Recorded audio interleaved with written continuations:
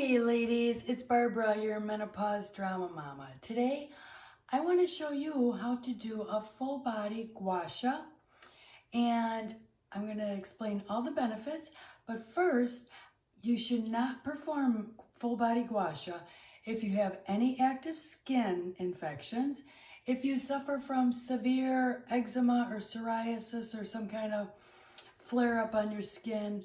And it also do not do it if you have very thin skin where it's easy for bruising. Also, if you have a bleeding disorder, do not do gua sha on your body. Or if you are taking any kind of blood thinner, you cannot do gua sha on your body. If you have severe varicose veins or blood clots, you should not perform this technique. If you have severe osteoporosis, or any recent fractures, you cannot perform gua sha either.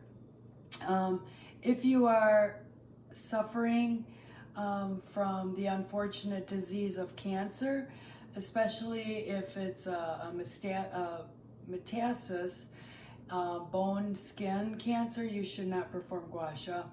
If you have severe heart conditions, you cannot perform gua sha. Also, if you have any kind of advanced diabetes or any kind of very poor healing for your skin. If you're pregnant, you shouldn't do it because, especially if you're a high risk pregnancy, don't do it. If you are suffering from a fever or any kind of severe illness right now or an acute infection, don't perform gua sha. And if you have some kind of a nerve damage, where you have a loss of sensation somewhere in your body, don't perform full body gua sha because you can't feel the technique on how soft or how hard you might be pushing into your skin. But the reasons you want to do full body gua sha are it improves your circulation in your body. The scraping technique that we'll perform encourages the blood flow and to the skin and to your muscles and also to the connective tissues. The biggest reason I do gua sha is because it releases fascia. And this is what fascia looks like up above me. It's like a web inside your entire body, and it literally covers everywhere. But the fascia should lay above your muscle and move kind of freely. But what happens is the older we get, that fascia starts becoming attached to parts of your muscles or your bone, and we don't want that. So that is the biggest reason I do it, because it helps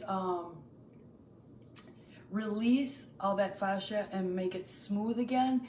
And so it breaks up the adhesions basically when you're doing this technique. Also, what it does is it reduces muscle tension and soreness in your body, because the deep tissue massage, it helps relax those tight muscles, and it supports your lymphatic drainage, which is another reason that I do it. So that gentle scraping that you do on your body, it will help relax your muscles, and then it helps that stagnant lymph fluid move through so it can release out of your body. It also can reduce inflammation, especially like around your knee area or your joints. It enhances skin tone texture. It can promote relaxation and stress relief. So like in my mixture of oil, I have some lavender, and it can also improve mobility. So like if you have a very stiff shoulder or something very stiff in your leg, it can help release that. So what I use is castor oil on my body, and I mix it with a fractionated coconut oil, and I mix it with grapeseed oil, and then some lavender. Now I already put all my oil on my skin before I perform the gua sha, And these are the tools to use, this gua sha tool and this one. And I like this one because it has these edges that help get a little deeper into my muscles. And when I find a muscle that is extremely tight, I will use this so I can move in the skin area and just work out the tension that is stuck in there.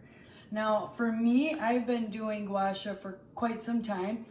It helps so you do not, or I have not had any of that,